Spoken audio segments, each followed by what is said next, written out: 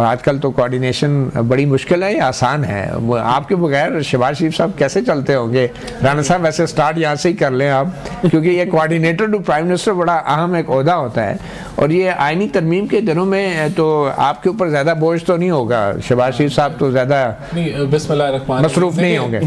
शहबाज शरीफ साहब हर वक्त ही मसरूफ होते हैं, मुल्क को बेहतर करने की तगोदो के लिए दिन रात मेहनत कर रहे होते हैं, तो बिल्कुल वो। लेकिन ये आईनी तरमीम का ठेका किसको दिया हुआ था? लॉ मिनिस्टर को और उसकी टीम को, और बाकी फिर ठेका जो है वो दर्जन जमातों ने जो है वो उठाया हुआ था, जिसमें जमातें JUIF थी, पीपल्स पार्टी थी, MQM थी, PMLN थी। वैसे तो PTI ने भी उठाया हुआ था, लेकिन जब उनको कहा कि अब पीछे हट जाओ तो पीछे हट गए। अच्छा, ये पार्टी के अंदर भी डेफिनेटली कोई ब्रीफिंग तो दी गई होगी ये 26वीं आईनी तरमीम के लिए, क्योंकि आईनी तरमीम कोई मामूली बात नहीं होती, ये नस्लों तक इसके असरात होते हैं। और आपको पता है 85 में 8वीं तरमीम आई तो 2010 में जाके फिर ख़त्म हो सकी वो। तो ये पार्टी के अंदर जो ब्रीफिंग दी गई उसके मुताबिक आप लोगों को क्या बताया गया, नून लीग को क्या बताया गया कि ये 26वीं आईनी तरमीम क्या है और सुप्रीम कोर्ट का ढांचा क्या बदलेगा? ये देखें, बिल्कुल मुख्तलिफ पार्लिमानी कमेटीज़ के जो हमारी पार्लियामेंट्री मीटिंग्स थी पार्लियामेंटेरियंस की पार्टी की, तो उसके अंदर इसको जो है वो एक एक शिक को बताया गया कि इसको क्यों लाया जा रहा है और क्या मकसद है। और ये कौन सी तारीख को आपको पता लग गया था ये एक एक शिक जो है? देखें, ये तो अभी जो मैंने अटेंड की थी वो तो ये अभी 1-2 दिन पहले जो हमारी पार्लियामेंट के अंदर ही हुई थी, लंच था या उसके अंदर पहले सेनेटर्स का हुआ, फिर MNAs का हुआ, तो उसके अंदर वो डिस्कस की गई। लेकिन उससे पहले भी बहस तो चल रही थी ना, जब पहली अटेम्प्ट जब गवर्नमेंट ने की और हम उसमें नाकाम हुए, तो उसके बाद तो फिर ये ओपन एक डिबेट, ये वो काले नाग वाली अटेम्प्ट थी जो मौलाना फजल रहमान साहब कहते हैं, जो आईनी अदालत मैं समझता हूँ कि वो अटेम्प्ट अगर वीक थी तो ये कामयाब हो गई और अच्छा हुआ। देखें, यही जमहूरियत होती है, आप सीखते हैं। एक अगर आपने चीज़ करने की कोशिश की और वहाँ गलत थे हम, तो वो फिर नहीं हुआ, और फिर अब अगर हो जाता तो फिर कैसे सीखते फिर आप? नहीं, देखें, लेकिन उस पर भी काम हुआ था, लेकिन जो कंसेंसस रिक्वायर्ड था वो नहीं था। तो हम तो एग्री करते हैं कि वहाँ एक वीकनेस थी हुकूमत की और वो एक्सपोज भी हुई। तो देखें, जो अव्वलीन ज़रूरत इसकी जो पेश आई है वो जुडिशल एक्टिविज़म जो इस मुल्क में रहा है। अच्छा। वो रहा है जहाँ सुओ मोटोज लेके अस्पताल ठीक करने की कोशिश की गई, डैम बनाने की कोशिश की गई। आपने रिकोडेक को देखा, स्टील मिल के ऊपर आपने अरबों रुपए का नुकसान एक्यूमुलेट किया, वज़ीर आज़म फारिग हुए, फिर जो तशरीह 63A की जिस तरह से की गई, और फिर जो सियासी बहरान आया। तो मेजर वजूहात तो यही हैं कि आपका मुल्क के अंदर जो जुडिशरी का एक किरदार रहना चाहिए वो नहीं रहा, और ट्राइकोटमी ऑफ पावर जो है वो वायलेट होती रही है। तो इससे देखें, हम उम्मीद करते हैं कि इन तरामीम के बाद एक जो सिलेक्शन ऑफ जजेस जिस पे बेइंतहाशा तनकीद होती रही मुख्तलिफ वक्तों में, बार्ज ने भी की, तो वहाँ बेहतरी आएगी, वहाँ एग्जेक्टिव जो है अपना किरदार अदा करेगा। और अच्छा, अब ये चीफ जस्टिस का जो इंतखाब होने जा रहा है और पार्लिमानी कमेटी में जो 4 सेनेटर हैं उनके तो नाम भी अभी सामने आ गए हैं। PTI के अली ज़फ़र हैं, नून लीग के आज़म नज़ीर तारड़ साहब हैं, फ़ारूक नाइक हैं पीपल्स पार्टी के, और कामरान मुर्तज़ा हैं।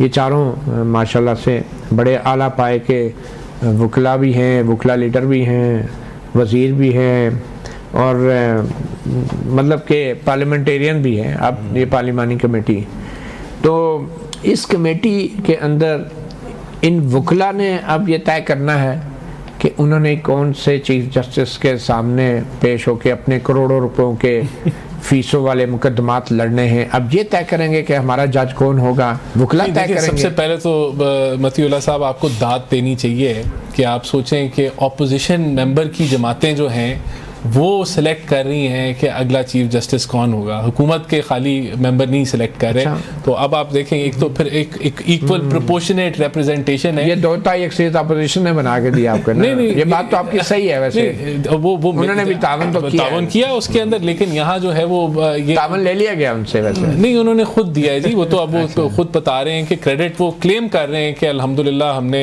इसको सही जमहूरी तरीके से हम इसको आगे लेके गए हैं। लेकिन मेरा सवाल मुझे समझ आ गया। देखिए, कमेटी के अंदर ये वकील बैठ के चीफ जस्टिस का इंतखाब करें। पार्लियामेंटेरियंस इंतखाब करेंगे, और पार्लियामेंट को अगर आप एम्पावर कर रहे हैं तो ये कोई आप ऐसा अनोखा तजर्बा नहीं कर रहे जो दुनिया में मुझे इनमें एक पार्लियामेंटेरियन बता दे, एक वकील जो डायरेक्ट वोट लेके मुंतखब होने के काबिल हो, जब तक पार्टी उसको सपोर्ट ना करे या सेनेटर ना बनाए कोई, क्योंकि देखिए वकला का मसला ही यही है ना कि वो आम सियासतदान नहीं होते, वो बहुत ज़्यादा पढ़े लिखे होते हैं।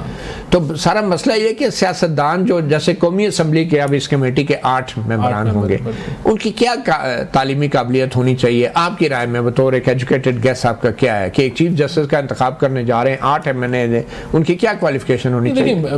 क्वालिफिकेशन तो एक पार्लियामेंटेरियन की अवाम का वोट होता है और वो मरहल होते हैं कि जहाँ वो अवाम को कन्विंस करता है कि उसको पार्लियामेंट में भेजा जाए। लेकिन मेरे ख्याल से जहाँ जो इसके मेंबर बनाए जाएंगे उनका लीगल बैकग्राउंड जरूर होगा। जैसे आपने 4 सेनेटर्स का नाम दिया तो वो लीगल फ्रेटर्निटी से बिलोंग करते हैं। मतलब करेंगे तो फिर फाइनल वकील ही फैसला ना कि जज कौन होगा। ऑब्वियसली जिनकी मैं आई एम अज्यूमिंग ये जरूरी नहीं है, तो हर पार्टी ने अपना नॉमिनेट करना है और ये लाजिम नहीं है और ये ऐसी कोई शिक भी नहीं है, लेकिन आई एम अज्यूमिंग के ऐसे लोग ही आएंगे जो इस तरह की समझबूझ रखते होंगे।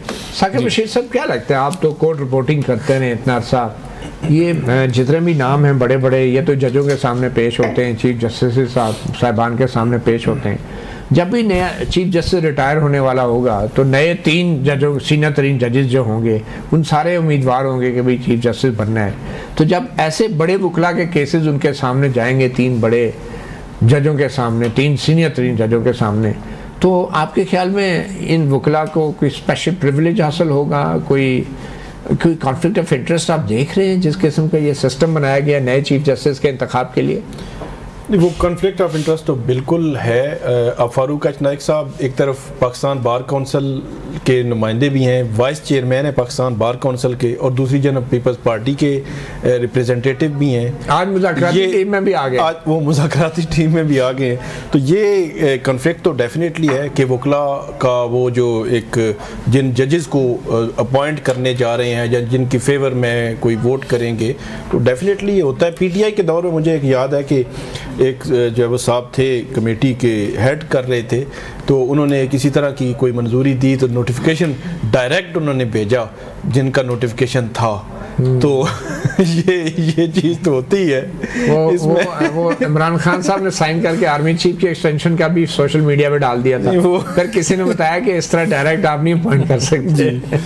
तो ये बिल्कुल, ये कॉन्फ्लिक्ट की आप जो बात कर रहे हैं वो तो बिल्कुल है। लेकिन ये जो तरमीम के हवाले से एक चीज़ मैं ऐड करूं, कराची बार एसोसिएशन का भी एक आया। अच्छा नहीं, मैं एक सेकंड उस तरफ भी आऊँगा प्रोग्राम के अगले सेगमेंट में, लेकिन मेरा सवाल ये है कि अब ये आज़म नज़ीर तारड़ साहब हैं, ये वज़ीर कानून हैं, ये फारूक नाइक साहब हैं जो कि बार काउंसिल के नुमाइंदे हैं। कल ये दोनों जो हैं, आज एक नून लीग की नुमाइंदगी कर रहा है, एक पीपल पार्टी की नुमाइंदगी कर रहा है, ठीक है, और ये कल जुडिशल कमीशन जो होगा जिसने आईनी बेंचेस बनाने हैं, उसमें आज़म नज़ीर तारड़ साहब जो हैं बतौर वज़ीर कानून मेंबर है, ठीक है।